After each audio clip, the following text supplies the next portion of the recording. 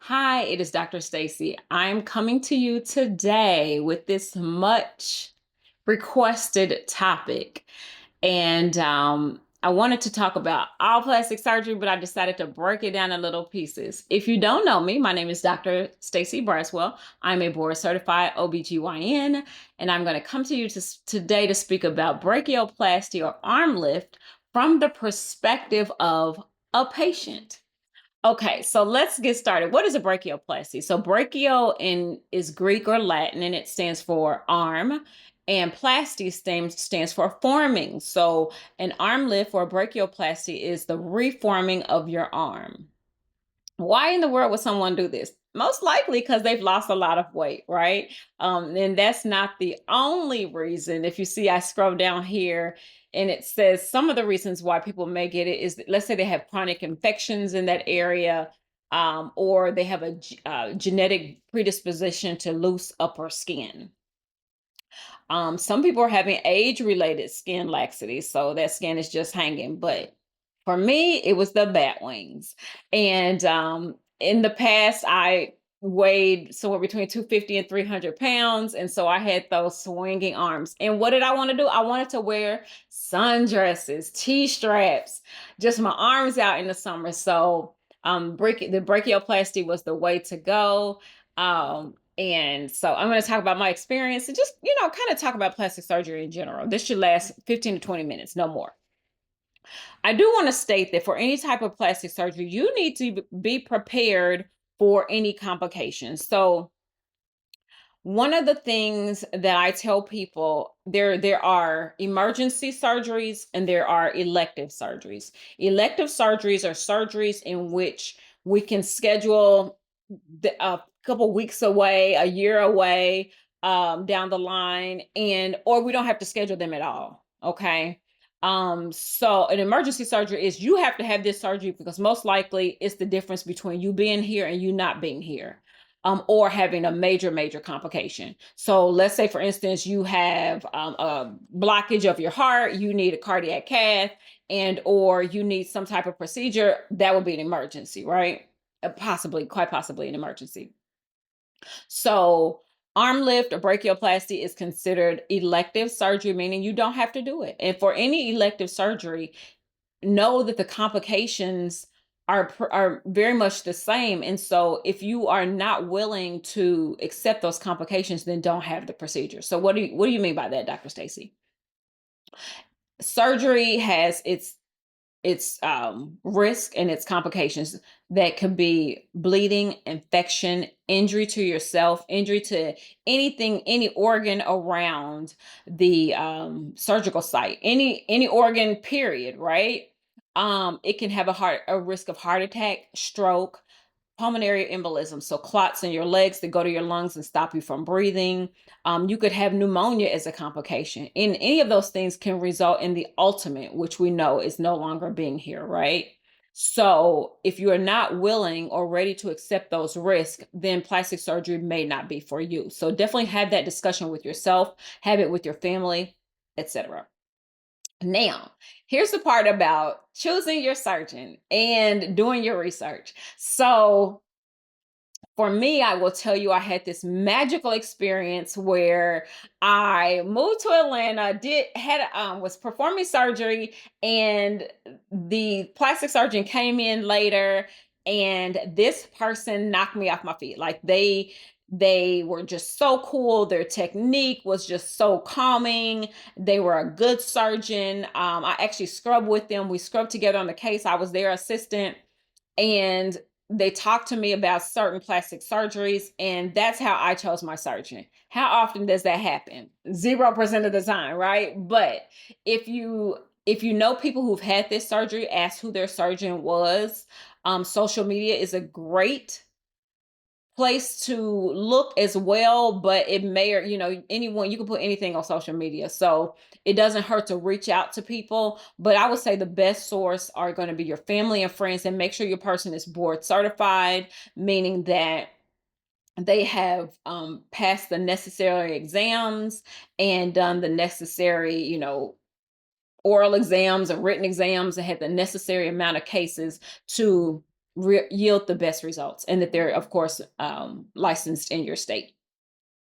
So, what is the purpose of a brachioplasty? We talked about removing excess skin, suctioning. You may get liposuction, so suctioning fat, and we'll talk more about that. Going to be tightening those tissues, okay, so that that skin no longer is loose, and it's going to make it smoother and contour better, right? So you can do all the weightlifting you want, but if you got bat wings, you're not going to see the muscle under there, right? So a brachioplasty should help with that. Some surgeons may do liposuction. Why would you want liposuction? So think about a arm with hanging fat, right? Let's say it hangs down here. That's actually a good thing because your surgeon can undermine and get rid of the fat, remove skin, and then tighten that up, right? But let's say it's just like this and you want a brachioplasty. Where's your, how's your surgeon gonna, what skin are they going to use to wrap, to contour and form your arm, right? So that's why liposuction is often done so that that fat is no longer there, and they can use the skin to close your incision, make your skin appear smaller, more firm, and not risk you having being so tight that it busts right, or that it breaks right open. Okay, hopefully that made sense. Okay, so we've already talked about who has this surgery. So how does it work? There's two different types. There's a standard incision that runs from your armpit to your elbow, and there's also a miniobrachioplasty where the incision is only at the armpit. This is for less severe sagging. So if you have a lot of sagging because you've lost a lot of weight, you may need that standard incision. And we also know that with that standard incision, there's probably gonna be more risk, right? Anytime you cut, there's more risk, right? Okay, so we talked about so anesthesia. Let's start with going into the operating room. Anytime before you have surgery, you may need what's called a medical clearance, and that medical clearance may consist of an EKG, labs, chest X-ray. It consists of a stress test. So why do we do those? We want to make sure that your heart and lungs are functioning properly. So your cardiopulmonary system is ready for surgery because surgery is a stressful event, correct? Labs, we want to make sure you're not anemic or you're not harboring an infection. We want to make sure that you don't have some type of underlying kidney or liver disease, right? So labs will help with that. You may have to meet with anesthesia prior to. You may have to meet with a cardiologist or a pulmonologist, etc. So be prepared for your doctor to ask for a medical clearance, especially if you're probably over the age of 50 or obese or something of that. So, or have hypertension, okay, or diabetes. So really, really expect that. So when you go into the operating room, I tell people well, pre-op. So you need to have someone with you, right? You can't drive yourself home, and you can't be with yourself 24 hours after surgery by yourself. So have your support system with you, have your garments with you, which we'll talk about what your post-op garments should be. And you should already have went to the pharmacist and picked up your medicines, your anti-nausea medicines, your pain medicines, right? You're not trying to get those on the way home, right? You already have those, right? Already have your garments at home, already have your wound dressings, anything you need to, switch out at home, okay? um all right. So you go into surgery. I tell people don't be alarmed by surgery. As myself, I'm a surgeon, so I'm used to going in there. They're going to there's going to be a lot of lights. It's going to be very cold. You're going to have, on the robe that they give you, they will have already started your IV. So that morning when you come into the pre-op area, they will ask you what surgery you're having. So you'll tell them an arm lift or brachioplasty. They may ask you who your surgeon is. They may ask you what side you're having your surgery on, which we know for a brachioplasty, usually it's going to be both sides. And they'll start your IV, draw any labs that are necessary, and give you any pre-op meds. Now, we have something called ERAS, which kind of helps you with recovery after your surgery. So your surgeon will tell you about that. It stands for extended recovery after surgery. So they may give you like different medicines, and I don't want to go into detail because that's way too much detail, but know that they may give you some medicines ahead of time to help you with your surgery recovery after. Okay.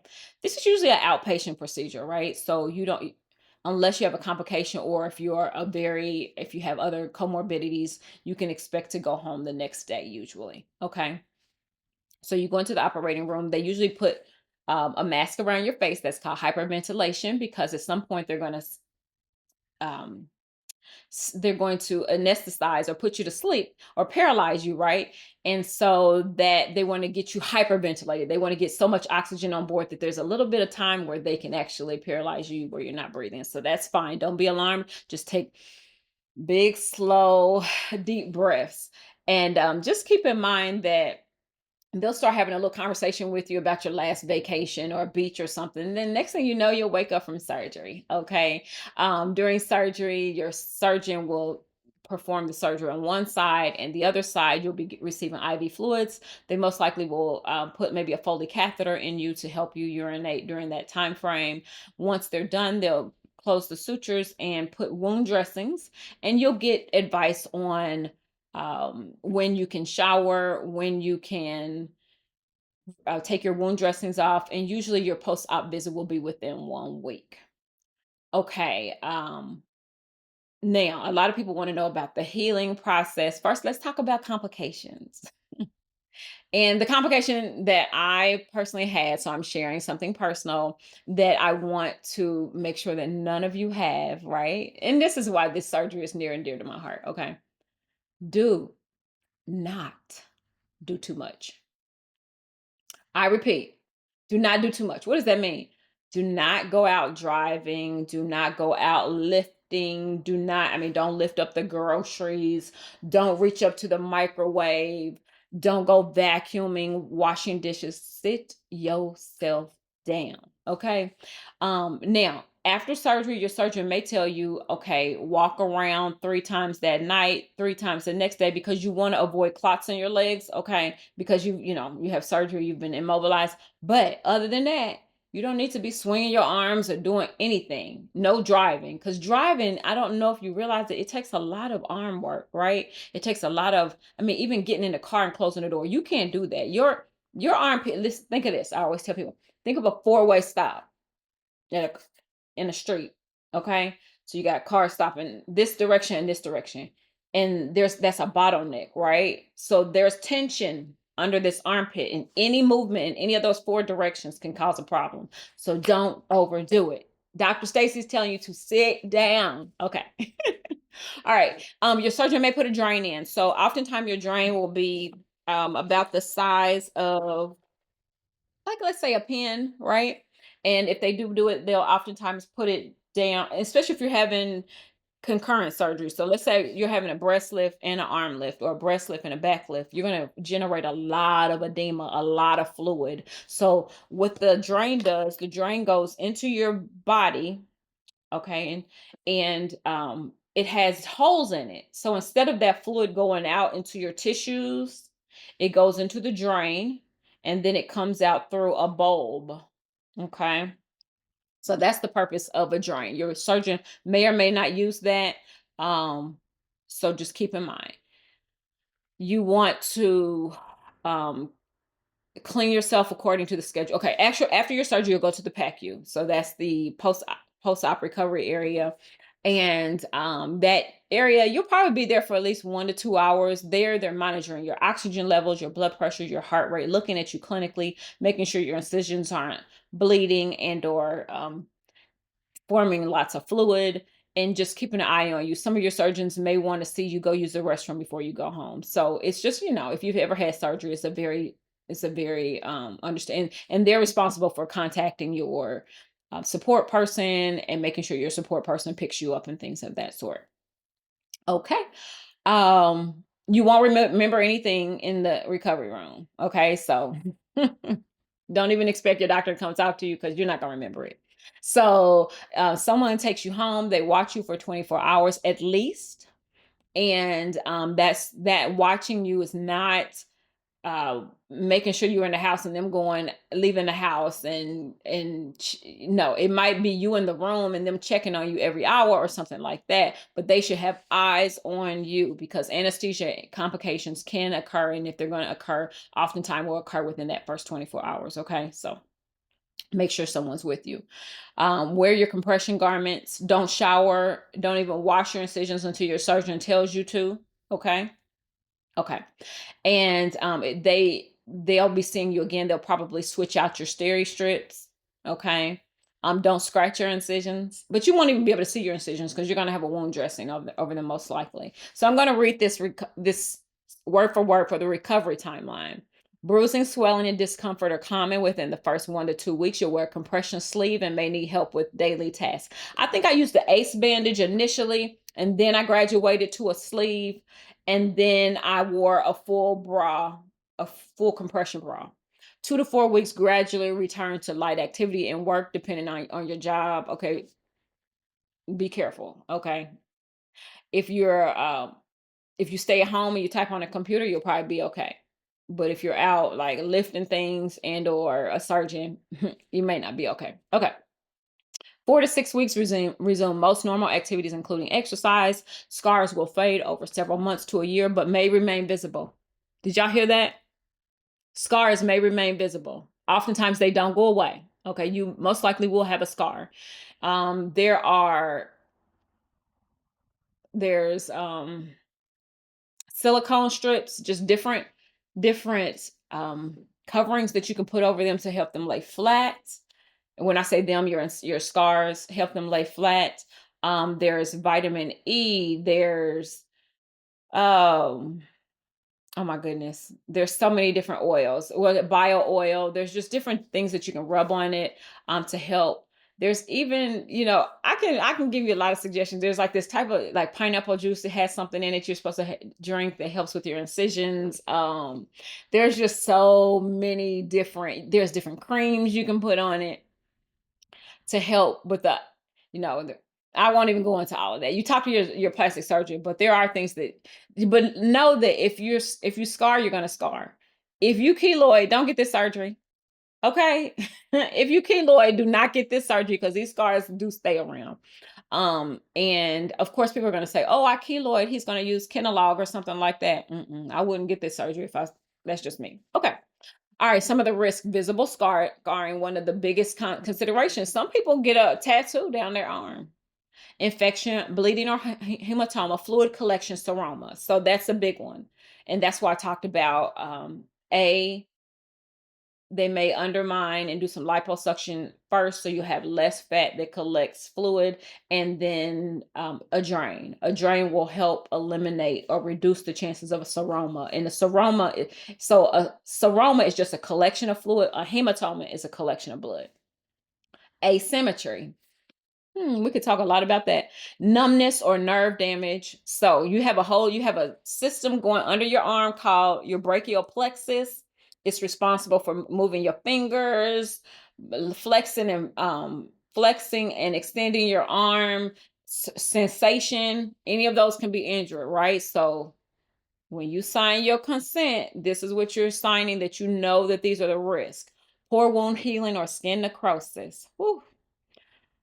Choose an experienced board certified plastic surgery, and the price can be $5,000 to $8,000 in the United States, and is usually not covered unless you have skin infections or sagging skin. Ask your surgeon whether you can use an FSA or an HSA to help cover this cost. So my complication, what was it? If you stayed around for this 18 minutes, I'm going to tell you, spend 1 minute telling you my complication. I had a wound breakdown, meaning that at the armpit, my arm, actually the skin opened up and the underlying tissue. I'm a surgeon. It was a horrible experience for me. I was scared. I collected fluid. I had to do daily wet to dries.